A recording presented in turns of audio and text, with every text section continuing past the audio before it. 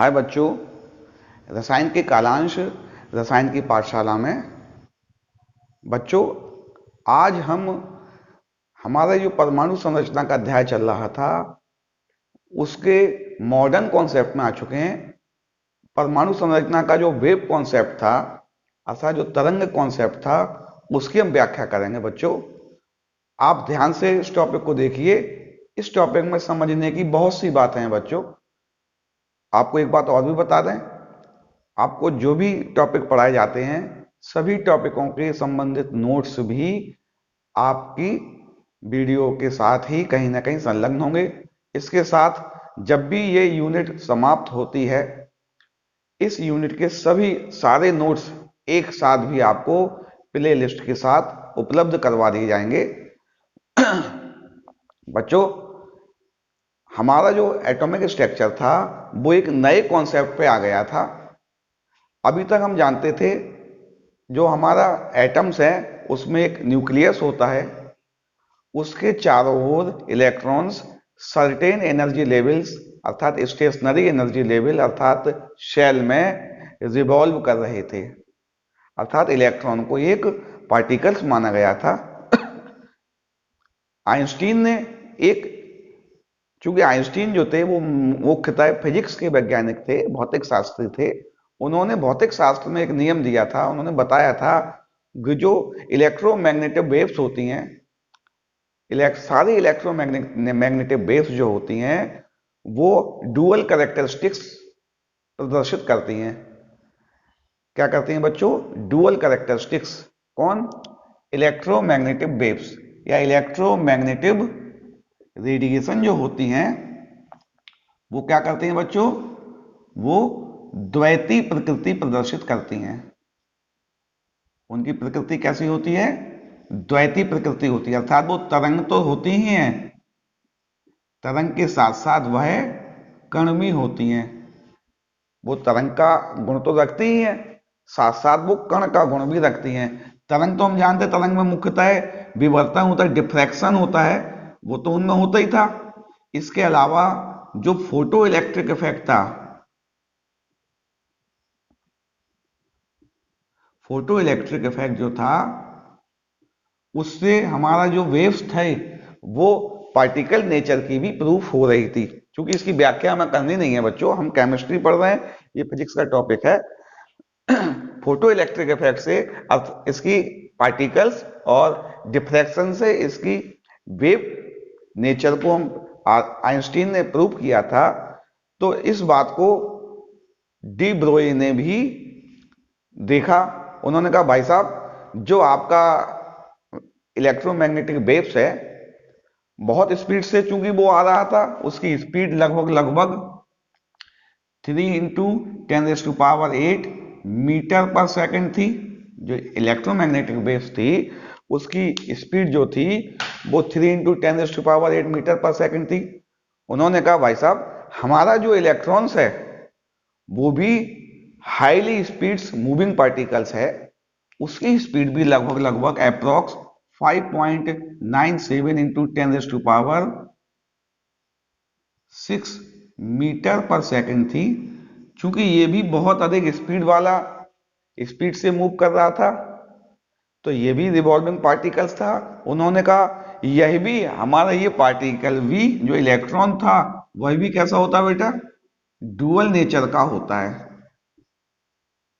अर्थात उन्होंने हमारे एटॉमिक स्ट्रक्चर में एक नई बात, एक नया कॉन्सेप्ट डाल दिया था बच्चों कि जो हमारा न्यूक्लियस के चारों ओर स्टेशनरी एनर्जी लेवल में रिवॉल्विंग इलेक्ट्रॉन्स है वो डुअल कैरेक्टरिस्टिक्स का होता है।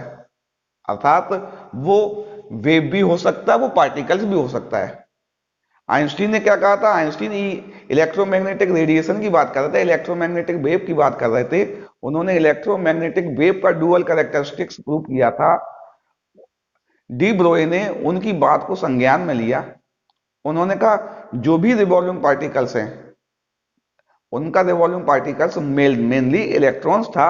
उन्होंने कहा हमारा रिवॉल्विंग पार्टिकल्स जो इलेक्ट्रॉन्स है वो भी वेव के समान डुअल पार्टिकल्स रखेगा, डुअल कैरेक्टरिस्टिक्स रखेगा, अर्थात डुअल नेचर शो करेगा।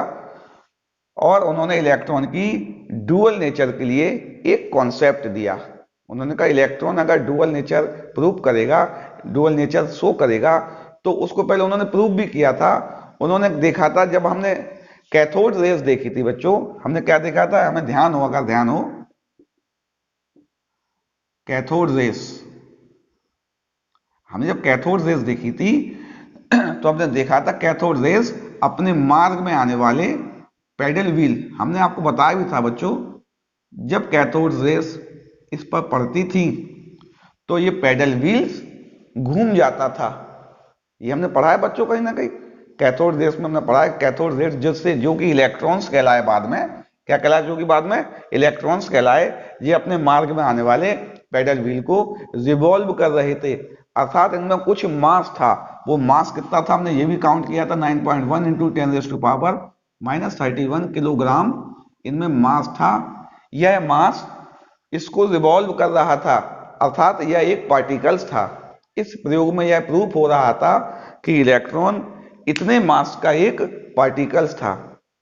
ये उन्होंने बता दी। उन्होंने कहा, जो बोर ने जो बात कही थी, उस बात से यह प्रूफ हो रहा था। क्या प्रूफ हो रहा था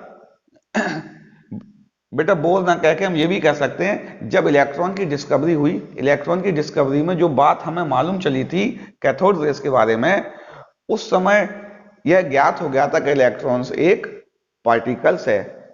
एक साइंटिस्ट और थे, डेविसन, डेविसन और जर्मर। इन्होंने इलेक्ट्रॉन्स में डिफ्रैक्शन का नेचर देखा। क्या देखा बच्चों, उन्होंने देखा जो इलेक्ट्रॉन्स की जो रेस हैं वो ठीक उसी प्रकार डिफ्रैक्ट हो रही थी किसी ऑब्जेक्ट से टकराकर, जिस प्रकार इलेक्ट्रोमैग्नेटिक वेव्स हो रही थी। अर्थात उन्होंने कहा जो लाइटली मूविंग पार्टिकल्स हैं, हाई स्पीड से मूव कर रहे हैं, वही भी डुअल कैरेक्टरिस्टिक्स रखते हैं। उनका डुअल कैरेक्टरिस्टिक्स मुख्यतः पहले किसने देखा बच्चों, डी ब्रोई ने देखा। तो इसलिए उनके डुअल कैरेक्टरिस्टिक्स को एक्सप्लेन करने वाली जो इक्वेशन आएगी वो डी ब्रोगली या डी ब्रोई इक्वेशन कहलाएगी। आइए हम इलेक्ट्रॉन्स के डुअल कैरेक्टरिस्टिक्स या ऑल मूविंग पार्टिकल्स के डुअल कैरेक्टरिस्टिक्स की डी ब्रोगली समीकरण को पढ़ते हैं बच्चों। क्या कह रहा हूं मैं, डी ब्रोगली समीकरण, डी ब्रोगली, अगर नहीं दिख रहा थोड़ा नीचे लिख देते हैं बच्चों, डी ब्रोगली समीकरण।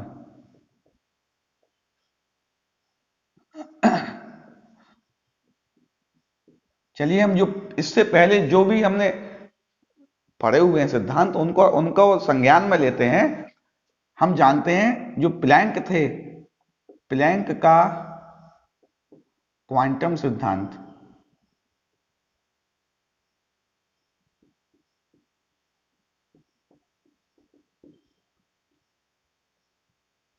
प्लैंक के क्वांटम सिद्धांत से हम क्या जानते हैं बच्चों, E equal to H new.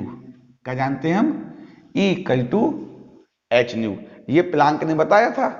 और न्यू इक्वल टू क्या होता है बच्चों, C अपॉन लैम्डा, यानी कि एच C अपॉन लैम्डा। इसको नोट करना बच्चों, एक मिनट।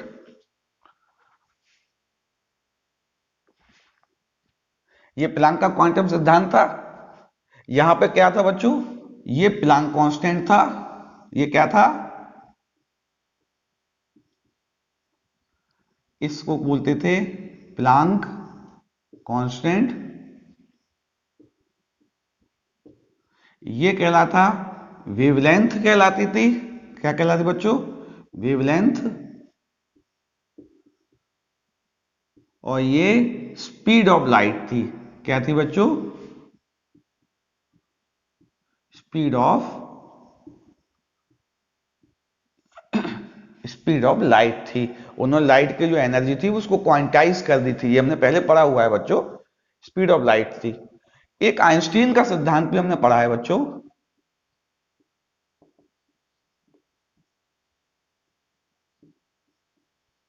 आइंस्टीन के अनुसार जो पार्टिकल्स होते हैं, सारे पार्टिकल्स जो होते हैं, उनकी जो एनर्जी होती है या इलेक्ट्रोमैग्नेटिक वेव्स होते हैं, डुअल कैरेक्टरिस्टिक कह चुके थे वो एम सी स्क्वायर। एम क्या है, उस पार्टिकल्स का मास है, और सी उसकी उसकी वेलोसिटी है, उसका वेग है, equal to M C square. इन दोनों इक्वेशन में चूंकि दोनों पार्टिकल्स या इलेक्ट्रोमैग्नेटिक वेव्स की एनर्जी हैं, उपरोक्त दोनों एनर्जियों को हम इक्वल भी कर सकते हैं। साथ ये इक्वेशन नंबर 1 मान लें बच्चों, इस इक्वेशन नंबर 2 मान लें, हम लिख सकते हैं इक्वेशन 1 इक्वल टू 2, इक्वल करते हैं अगर हम, तो हम लिख सकते हैं M C square equal to H C upon lambda. क्या लिख सकते हैं बच्चों, M C square equal to H C upon lambda. Lambda को गलत हो रहा है बेटा, ये सी गलत आ गया ना, यहाँ पे सी यहां आना चाहिए था बच्चों, क्योंकि न्यू इक्वल टू क्या होता है, nu equal to C upon lambda होता है ना।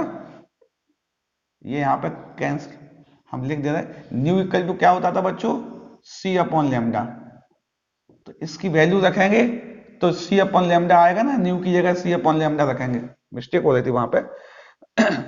ये क्या होगा, H C upon lambda, lambda निकाला हमने, लैम्डा इक्वल टू क्या आ गया बच्चों, H C upon M C square. क्या आ गया बच्चों, lambda equal to H C upon C, से सी कैंसिल हो गया, यानी कि लैम्डा इक्वल टू आ गया एच अपॉन एम सी। अगर हमारा इलेक्ट्रॉन्स वेव है, अगर हमारा इलेक्ट्रॉन्स वेव है, तो उसके लिए डी ब्रोगली इक्वेशन ये है। अगर हमारा इलेक्ट्रॉन वेव है तो उसके लिए डी ब्रोगली इक्वेशन ये कहलाएगी। ये प्लैंक कांस्टेंट है, ये इलेक्ट्रॉन का मास है, और चूंकि ये वेलोसिटी ऑफ इलेक्ट्रॉन्स कहलाएगी, अभी लाइट की नहीं कहलाएगी बेटा, हमें ना जब इलेक्ट्रॉन्स के बारे में करेंगे तो इलेक्ट्रॉन की वेलोसिटी रखेंगे, जो कि हमने कितनी बताई थी, लगभग लगभग इलेक्ट्रॉन भी 6 इंटू अप्रोक्स था 10⁻⁶ मीटर पर सेकंड से रिवॉल्व कर रहा था। तो इसको इलेक्ट्रॉन में चेंज ही कर देते हैं बच्चों, लैम्डा इक्वल टू लिख सकते हैं हम H अपॉन एम, इलेक्ट्रॉन को इसकी वेलोसिटी को रिप्लेस कर दे रहा है v से। तो ये ऑल मूविंग पार्टिकल्स जो हैं, ऐसा जो कण है, वो कण के लिए डी ब्रोए इक्वेशन हो गई थी। कौन सी वाली बच्चों, इक्वेशन नंबर 4 जो थी, अगर moving particles, all moving particles के लिए डी ब्रोए इक्वेशन ये वाली हो गई थी। हम इसको थोड़ा और भी लिख सकते हैं बेटा, हम जानते हैं मास अगर लिखा हो इंटू वेलोसिटी इक्वल टू होता है मोमेंटम या संवेग, द्रव्यमान और वेग का गुणनफल संवेग, अर्थात mass into velocity equal to momentum हम जानते हैं। तो मास और वेलोसिटी यहां पे है बच्चों, इस जगह मोमेंटम रख देते हैं, यानी लैम्डा इक्वल टू हो गया एच अपॉन पी। चूंकि ये कांस्टेंट है, अगर कांस्टेंट को हटाते हैं तो हम कह सकते हैं H proportional to 1 upon P, अर्थात जो न्यूक्लियस के चारों ओर हाई स्पीड से रिवॉल्विंग पार्टिकल्स हैं या इलेक्ट्रॉन्स हैं, उन इलेक्ट्रॉन्स की जो वेवलेंथ होती है वो मोमेंटम के इनवर्सली प्रोपोर्शनल होती है। कैसी होती है बच्चों, इनवर्सली, अर्थात मोमेंटम जितना ज्यादा होगा उसकी वेवलेंथ उतनी ही कम आएगी। उपरोक्त कॉन्सेप्ट डी ब्रोगली इक्वेशन का मैथमेटिकल एक्सप्रेशन है, गणितीय व्याख्या है। इससे हम समझ सकते थे कि हमारा जो इलेक्ट्रॉन लाइक मूविंग पार्टिकल्स हैं वो डुअल कैरेक्टरिस्टिक्स होते हैं, उसके डुअल कैरेक्टरिस्टिक्स को इस इक्वेशन से हम कर सकते हैं। इसके बच्चों न्यूमेरिकल भी आएंगे और न्यूमेरिकल भी कराएंगे, आप इसे नोट कीजिए। फिर मैं एक अगला कॉन्सेप्ट बताता हूं आपको।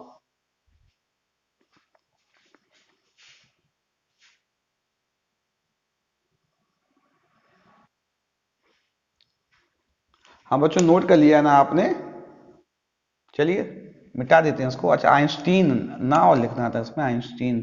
ये छोटी छोटी मिस्टेक होती है बच्चों, ध्यान रखा करो आप थोड़ा, कि आपको ज्यादा उसमें गौर नहीं देना है, मेन कॉन्सेप्ट आपको समझ में आना चाहिए बच्चों। ये मिटा देते हैं। अब हम जान चुके थे कि जो हमारा मूविंग स्मॉल पार्टिकल्स होते हैं, all moving small particles are show dual characteristics, अर्थात वो वेव भी होते हैं, वो पार्टिकल्स भी होते हैं। इसके लिए डी ब्रोई ने एक इक्वेशन दी थी, उसको हमने देख दिया, लिख दिया था। अब हम एक नए कॉन्सेप्ट पे आ गए थे बच्चों। हमारा जो इलेक्ट्रॉन्स, हम न्यूक्लियस की बात, हम चूंकि एटम्स की बात कर रहे हैं केवल, हमारा जो एटम था उसके चारों जो इलेक्ट्रॉन्स था रिवॉल्विंग, वो डुअल कैरेक्टरिस्टिक्स का था, अर्थात वो वेव भी था और वो पार्टिकल्स भी था। इसको डी ब्रोई ने बता दिया था। हाइजेनबर्ग, एक नए साइंटिस्ट आए जिनका नाम था हाइजेनबर्ग। कौन सा बच्चों? हाइजेनबर्ग। वो भी डी ब्रोई के प्रयोग को देख रहे थे।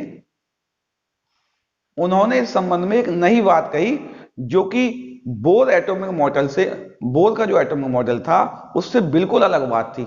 अभी तक बोर बता रहे थे कि न्यूक्लियस के चारों ओर सर्टेन एनर्जी लेवल होते हैं और उन एनर्जी लेवलों में इलेक्ट्रॉन जो था वो सर्टेन वेलोसिटी से रिवॉल्व कर रहा था, अर्थात इलेक्ट्रॉन की हमें पोजीशन भी मालूम थी, इलेक्ट्रॉन की हमें वेलोसिटी भी मालूम थी। दोनों बातों को हम आसानी से जान रहे थे। हिजेनबर्ग ने इस बात को गलत सिद्ध किया।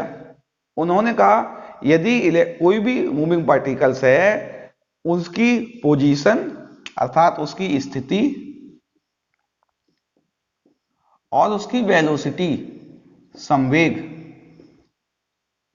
मोमेंटम कह दें हम उसको, वेलोसिटी नहीं कहें बच्चों, वेलोसिटी नहीं कह के मोमेंटम कह दें। वो ये कह रहे हैं कि ऑल मूविंग पार्टिकल्स, सब तरह के मूविंग पार्टिकल्स जो हैं, उनकी स्थिति अर्थात पोजीशन, उसका संवेग अर्थात मोमेंटम, दोनों को एक साथ एग्जैक्ट नहीं बताया जा सकता, सही निर्धारण नहीं किया जा सकता। जबकि बोर ने किया था। बोर ने एनर्जी लेवल बता दिया था, उसकी वेलोसिटी बता दी थी, पोजीशन भी मालूम थी हमें और वेलोसिटी भी मालूम थी हमें, तो मोमेंटम हम निकाल सकते थे, मास हमारे पास था ही इलेक्ट्रॉन्स का, तो मोमेंटम निकाल सकते थे। बोर ने बताया, लेकिन बोर का विरुद्ध हो गया। ये कह रहे हैं कि किसी भी गतिमान, इसको लिख देते हैं बच्चों, किसी गतिमान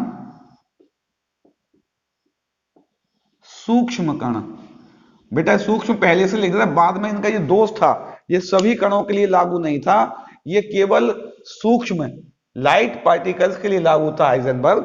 तो सूक्ष्म में पहले से लिख दे रहा हूं, वैसे ये बाद में लिखा जाता नॉर्मली। गतिमान सूक्ष्म कण की स्थिति व संवेग, थोड़ा नहीं दिख रहा हो सकता है आपको, नीचे लिख दे रहा हूं मैं, कभी कभी बोर्ड पे ऊपर हो जाता है ना। क्या लिखा है? किसी गतिमान सूक्ष्म कण लाइक इलेक्ट्रॉन्स, प्रोटॉन्स की, प्रोटॉन ना लिखे, इलेक्ट्रॉन ज्यादा अच्छा है ना, की स्थिति व संवेग दोनों का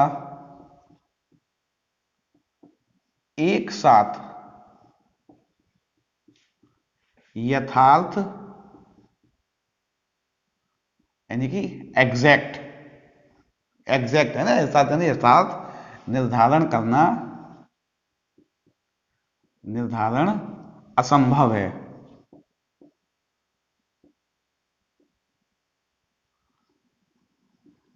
अर्थात बच्चों हम यह कह सकते हैं कि यदि कोई भी गतिमान सूक्ष्म कण है, हमने इलेक्ट्रॉन लिया है, यदि उसकी हम एग्जैक्ट पोजीशन मालूम कर लें, अगर उसकी पोजीशन हमें फिक्स मिल जाए, तो उसको हम मोमेंटम फिक्स नहीं कर सकते हैं। यदि मोमेंटम फिक्स करेंगे तो पोजीशन फिक्स नहीं हो सकती, अर्थात दोनों को एक साथ निर्धारित नहीं कर सकते हैं।